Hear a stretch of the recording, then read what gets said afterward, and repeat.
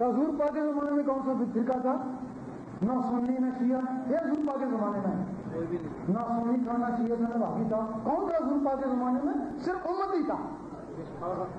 حضور پاک فرماتے امتی ہوئے جس میں نور ہوتا ہے. حدیث ہی میں بھی ہے کہ قیامت کے دن امتوں کی پہچان نور سے ہوگی. جن میں نور تھا وہ امتی دینا. جب وہ نور نکلتا گیا تو سنی شیعہ کا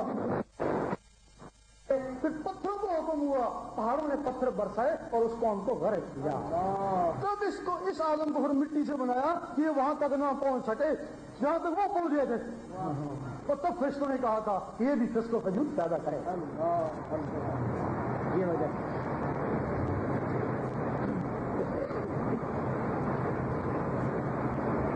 جب حضور پاک نے فرمایا تھا تو میں اس وقت بھی نبی تھا جب آدم علیہ السلام کو بنایا بھی نہیں گیا تھا.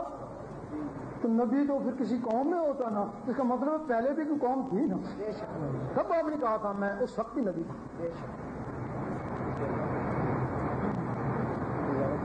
ہاں یہ اور کوئی بات ہے, مزہ آ رہا ہے. ہاں بتائیں. جیسا ہمارے بھائی نے کہا کہ علیہ السلام آئیں گے تو جو ہے نا ایکسچینج ہوگی, اور جیسا آپ نے اس کے جواب میں کہا کہ رسول خدا کے بھی بیچ میں ایکسچینج کی لیکن وہ تھی تو انہیں دکھانے کی ضرورت محسوس کی. انہوں نے دکھایا عوام کو یعنی کہ بتایا. تو انہیں جب وہ دلی ہمارے منتخب بندے تھے خدا کے منتخب, تو انہیں ضرورت کیا محسوس نہیں کہ وہ اپنی خبر دکھائیں. نہیں اور صرف عوام کو دکھانے کے لیے. حضور پاک کو کیا ضرورت تھی کچھ لگانے کے لیے؟ مطلب یہ صرف یقین کے لیے, عوام کے یقین کے لیے, بس تصدیق کے لیے. تو انہوں نے چاند کو جو ہے نا ٹکڑے کر دیا, درخت کو جو ہے نا دو شاخ میں تقسیم کر دیا, بلا لیا. تو پھر مور کیوں تھی؟ پھر بھی مور تھی ان کے پیچھے, حضور پاک کے پیچھے. تو میرا مطلب یہ ہے کہ انہیں ٹائم دکھانے کی بھی کیا ضرورت ہے, کیا محسوس ہے؟ نہیں پھر حضور پاک کو کیا ضرورت تھی؟ آپ کو مرتبہ تو بہت ہی بلند ہے نا. جب نشانیاں دی تھی بس وہ لوگوں کے مطابق اللہ تعالیٰ نشانیاں دیتا ہے. بس خدا نے جو ہے کیوں لگا دی لوگوں کی تصدیق کے لیے بتایا نا, بتایا جو لوگوں کی تصدیق کے لیے.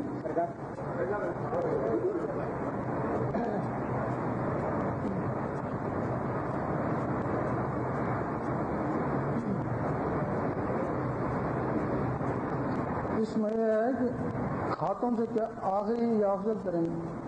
نبی پاک نے فرمایا میں خاتم النبی ہوں اور علی خاتم الاولیاء ہیں. اب اس کا مطلب ہم یہ تو کہہ سکتے ہیں کہ حضور پاک کے بعد اور کوئی نبی نہیں آ سکتا جو خاتم الاولیاء ہیں. اب اس کا ہے کیونکہ مہدی علیہ السلام کو بھی آنا. یہ جو لکھنے والے ہیں وہ بھی کہتے ہیں کہ مہدی علیہ السلام بھی آئیں گے, تو پھر مہدی علیہ السلام اولیاء ہی ہوں گے نا, ولیوں میں سے ہوں گے نا. غلط نہیں ہوا. مہدی علیہ السلام کو علیہ السلام کیوں کہا گیا؟ حضور پاک نبی ہوں گے, حضرت علی ولی ہوں گے, کیونکہ جتنی بھی ولایت ہے حضرت علی کے ذریعے ولی بنیں گے, ان کے بغیر ولی نہیں بنے گا. تو پھر محمد جی بیچ میں کیا ہے, وہ نہ نبی ہے تو نہ ولی ہے. وہ ایک بیچ کا درجہ ہے, نہ نبی ہے نہ ولی ہے. بس علیہ السلام کیوں کہا گیا کہ وہ ایک نبی ہیں نا. بھائی عیسیٰ علیہ السلام کو 3 ہو جائے گا تو پھر علیہ السلام کو ہی لینا. کیونکہ دور اب یہی چل رہا ہے حضرت امام مہدی کے فضل قیامت میں جو ہے سلسلہ ہے, سوال بھی حضرت امام مہدی کے متعلق ہے. یہ فرمائیے ان کا ظہور کیسے ہوگا؟ جی حضرت امام مہدی علیہ السلام ظہور کیسے ہوگا؟ میرا مطلب تم ظہور کو چھوڑو, تم اب کوشش کرو گے تم ان کا ساتھ کیسے دو گے, تم ان کو کیسے پہچانو گے؟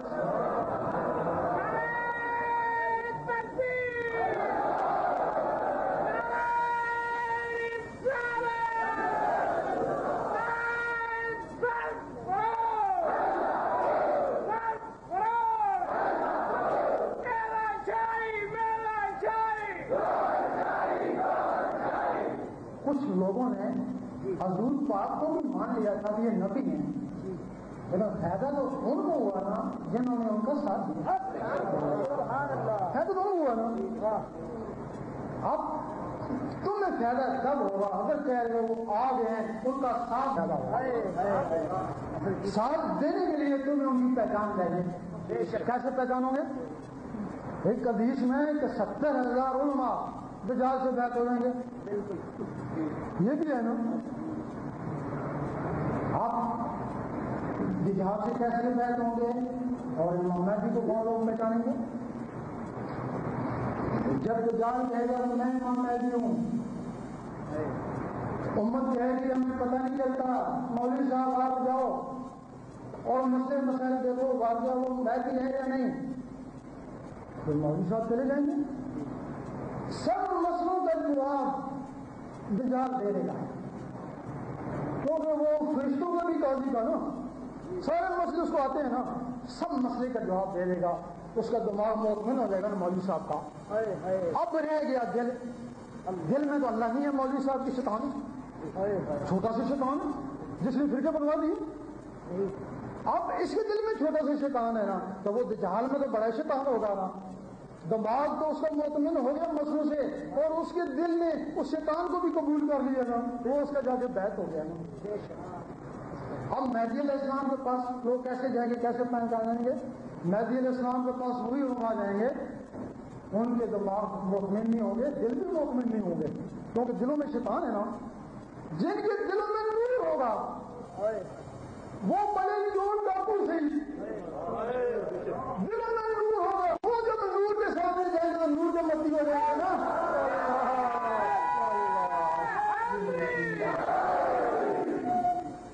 ایسا نہ ہو تو ولیم بہت بڑا عالم تھا، بڑی بات کرتا تھا، موسیٰ علیہ السلام کی مخالفت کری، وہ ایک کتے کی شکل میں دوزخ میں جائے گا. وہ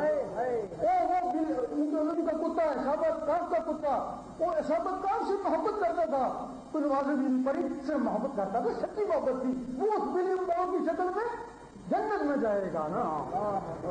اب تم وہ سچی محبت پیدا کرو. تو سچی محبت تب ہوگی جب تمہارے دل میں اللہ لائے گا، تب تمہارے دل میں اللہ کی محبت ہوگی نا. تو ولیوں سے بھی ہو جائے گی تو مہدی علیہ السلام سے بھی ہو جائے گی. اس کے بغیر تم مہدی علیہ السلام کو کبھی بھی نہیں پہچان سکتے.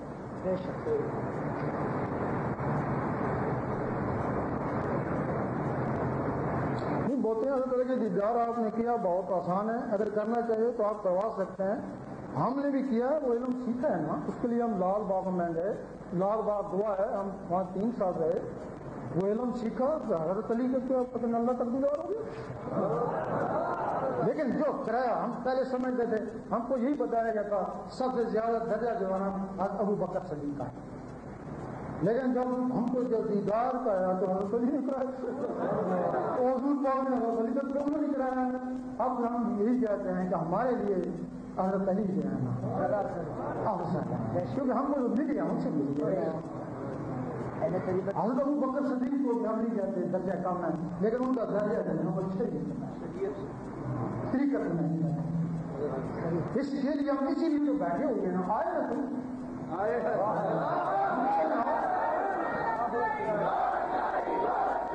اور جو آتے ہیں بیٹھے ہیں ان کو دیدار کراتے ہیں. دیدار کرایا.